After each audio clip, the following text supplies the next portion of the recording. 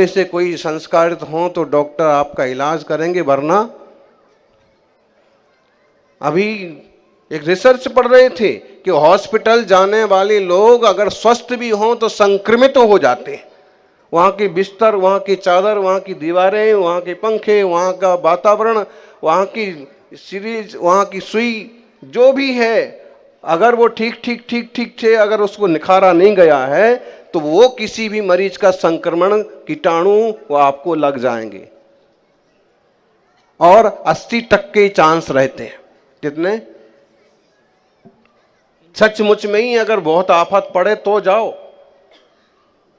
या फिर मरने की इच्छा हो तो जाओ,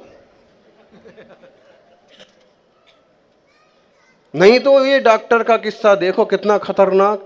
कोई बीमारी नहीं है, बोले भाई साहब गए थे मोटरसाइकिल से चेकअप कराने के लिए, हाँ तो वहां कहा बस आपको तो जो डॉक्टर कहे कि आपके पास बिल्कुल समय नहीं है तुरंत भर्ती हो, समझ लो यही सबसे बड़ा चोर है। अब इस पर विश्वास करना कठिन हो गया कि वो आपके हित के लिए कह रहा है। शायद कोई 2 नंबर का काम है, आपसे उसको लूटना है। कितनी ये यही अहमदाबाद का किस्सा है, तब आप ही मेयर होंगे।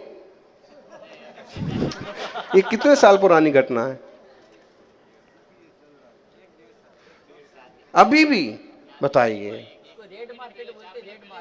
नहीं, एक हमने किस्सा 5-1 साल पहले सुना था और ये अभी चल रहा। तो क्या करेंगे आप कि ये लोभ की मूर्छा का कोई ठिकाना है? इन लोगों का भी कोई ठिकाना नहीं पड़ता है। ये लोग भी बड़े दुखी परेशान रहते, मारे मारे फिरते हैं, और जब पकड़ में आते हैं तो इनकी जो जूतम पैजार होती है। लेकिन ऐसा क्यों? किस टाइप की मूर्छा, कितना जबरदस्त मोह है ये। इस लालच से कोई भाग्यवान जीव ऊपर उठता है। बताइए, किडनियां निकाल लेते हैं। आपको जरा सा पेट दर्द हो और आपको भर्ती करेंगे, पेट का इलाज का ऑपरेशन करेंगे और किडनी गायब।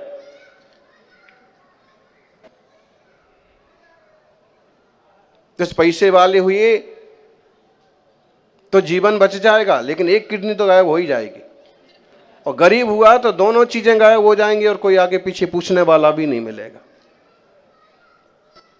वो हार्ट का कर दिया, बताइए, नाम तो अच्छा ही सुनने में आता है, ख्याति क्या है, कुख्याति है। दिल्ली में भी ऐसे स्कैंडल हुआ, कांड हुआ था, पूरा अस्पताल ने उसने ऐसा धंधा मचा रखा। इतने लालची लोग। अब करें भी तो क्या, पढ़ने जाते हैं तो करोड़ों लगते हैं, अब करोड़ों निकालना भी तो है, मशीन भी करोड़ों की। संभल के रहो भाई, बड़ा खतरनाक युद्ध चल रहा। और खुद भी मूर्छा से बचो। आप कुछ भी कर रहे हो, ऐसा नहीं करना कि कोई संकट में पड़ जाए, किसी के प्राण संकट में पड़ जाए। जितने से आजीविका चल जाए इतना ऊंचा नीचा कर लेना तो एक बार धक जाएगा, लेकिन कोई संकट में पड़ जाए वो बिल्कुल नहीं चलेगा। अपने सुखों के लिए किसी को दुख में डालना जीव का सबसे बड़ा अपराध है। नकली दवाइयां, वैक्सीन भी नकली। और अभी प्रधानमंत्री ने जो स्वास्थ्य योजना बनाई है ना, बनाई तो इसलिए थी कि गरीबों का उपकार होगा, हित होगा। उसमें भी जबरदस्त 2 नंबर का काम हो रहा है।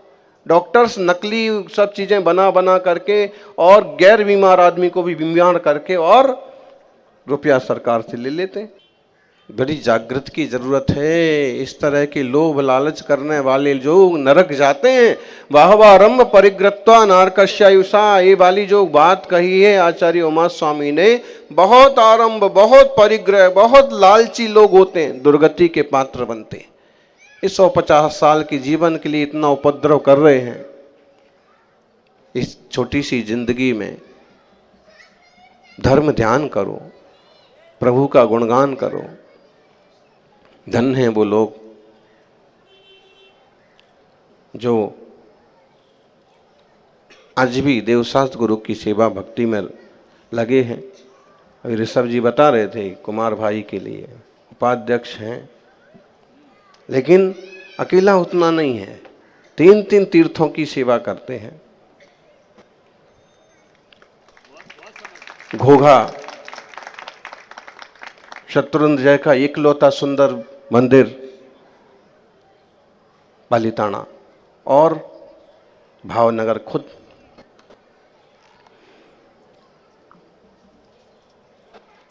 अब देखिए घोघा, अपन आजकल वो शब्द थोड़ा सा ऐसा ही हो गया घोघा मतलब, बाकी ये है कि इसका प्राचीन नाम है जहां तक रत्नदीप, कहीं कहीं हंसदीप भी पढ़ने को मिलता है। ये वो स्थान है जहां पर स्वस्थ होने के बाद मैना सुंदरी और श्रीपाल ने सिद्ध चक्र की आराधना की और उसके कारण से भक्ति से स्वस्थ होने के बाद जब वो धवल सेठ के साथ व्यापार के लिए जुड़े और भरूच से जब जहाज पर चढ़े, तब भृगुकच्छ नाम था उसका, भृगुकच्छ बिगड़ करके भरूच बन गया।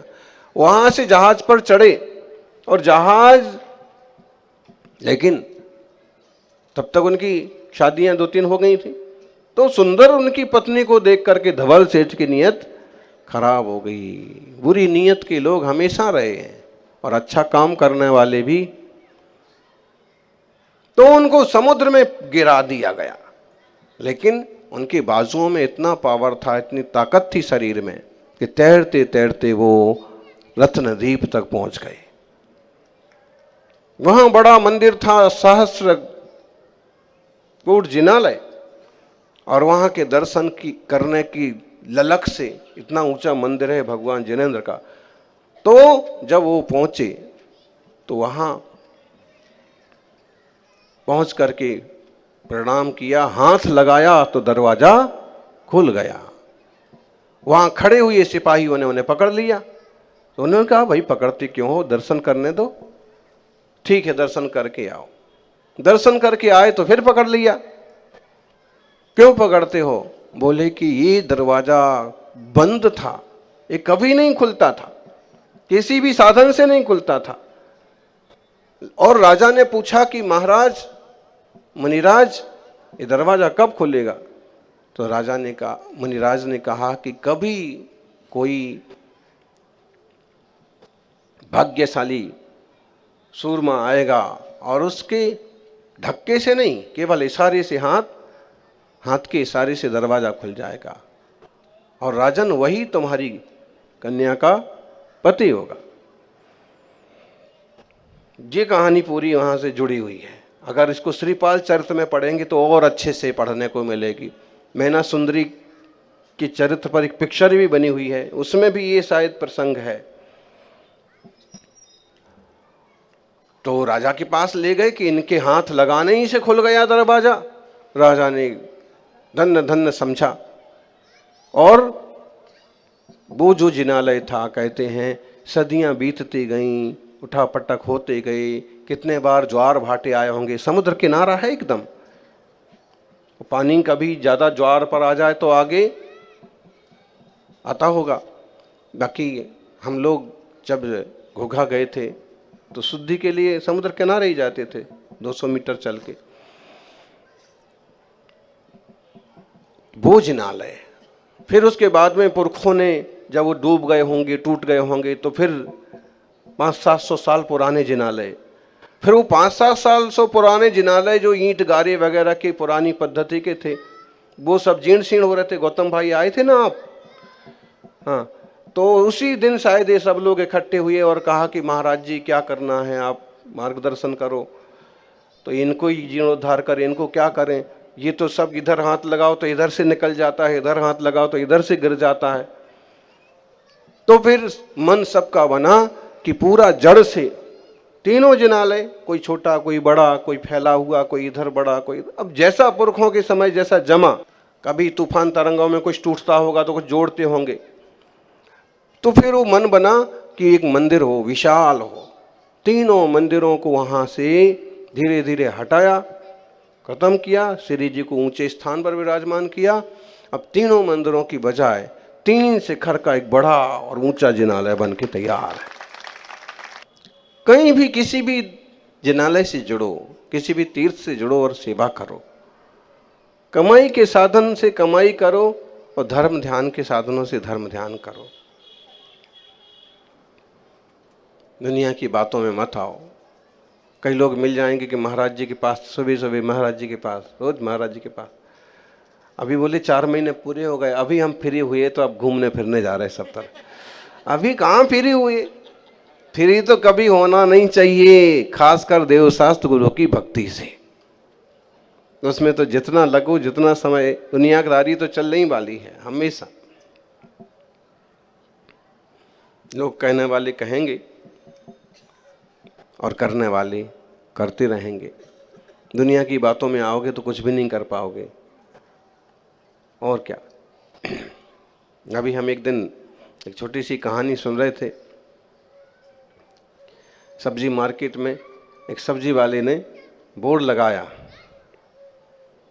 हाथ से लिखा बढ़िया सुंदर अक्षरों में, यहाँ ताजी सब्जियां बेची जाती हैं। बोर्ड देखते ही एक सज्जन आया और आके कहने लगे, भाई यहाँ लिखने की क्या जरूरत है, यहाँ तो है ही, यहाँ की जरूरत ही नहीं है। उसने यहाँ शब्द मिटा दिया। थोड़ा सा व्यापार हुआ नहीं कि एक दूसरे सज्जन आए और कहने लगे, ताजी सब्जियां तो क्या वासी भी बेचते हो? अरे तुम्हारी सब्जियां ताजी होंगी तो ही तो कोई लोग खरीदेंगे, ताजी की जरूरत ही नहीं है। उसने, भाई ताजी की जरूरत नहीं, ताजी भी हटना। फिर क्या बचा? और एक महानुभाव आया, कहने लगे, ये लोग अंधे हैं क्या, उनको पता नहीं पड़ता है कि सब्जियां हैं, तो सब्जियां ही तो बेची जाएंगी सब्जी बाजार में, इस शब्द की क्या जरूरत है?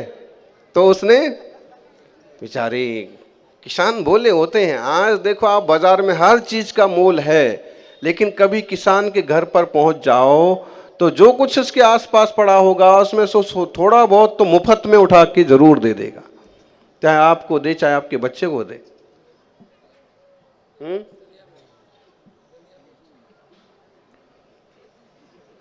धनिया मिर्ची तो देता नहीं है, ये तो इनका जन्म सिद्ध अधिकार है खरीदने वालों का, कि लौकी तोरई खरीदते हैं और धनिया मिर्ची थोड़ा सा ये तो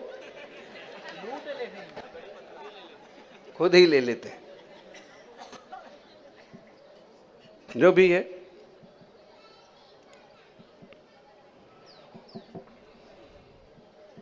इसने बेचारी ने हटा दिया, सब्जियां हटा दिया। फिर थोड़ी देर में एक महानुभाव और आया, कहने लगा, बेची जाती हैं। तो बेची की क्या जरूरत है, कोई मुफ्त में उठा के थोड़ी लेके जाएगा। अरे भाई तुम दोगे किसी को तो पैसे से खरीदेगा, इसलिए बेची, ये भी हटा दो। क्या बचा?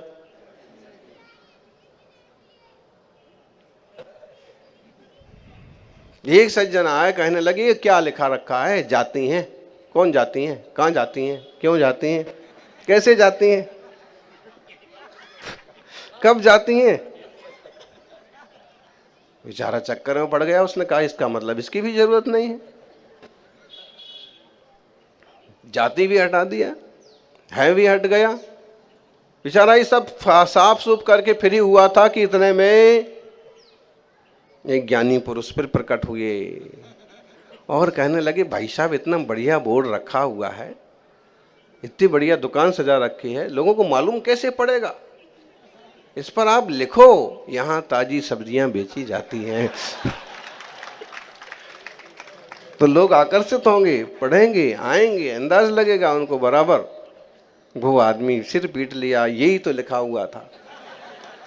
दुनिया की बातों में चलोगे तो आप कहीं सफल नहीं हो पाओगे। आप सही रास्ते चलते रहोगे तो आप सफल जरूर होगे।